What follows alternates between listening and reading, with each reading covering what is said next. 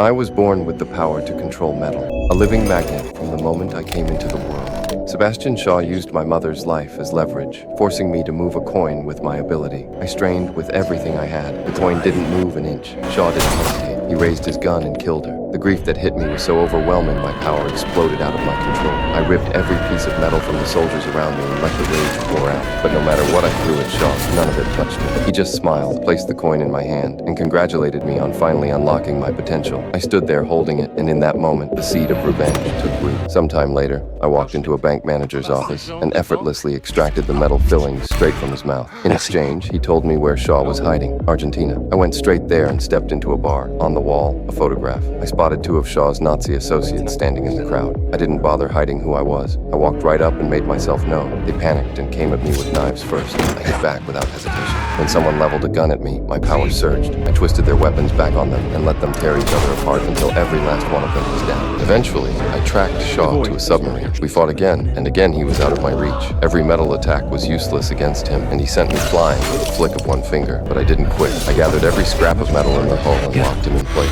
Then at the critical moment, tore off his helmet and let my ally take control of his mind from a distance. I walked toward him slowly, reached into my pocket, and pulled out the coin I had kept for 18 years. I counted down and drove it straight through his skull. My mother was finally avenged. At the same moment, military forces out on the water had picked up on what I was capable of and decided I needed to be eliminated. A volley of missiles came screaming toward the shoreline.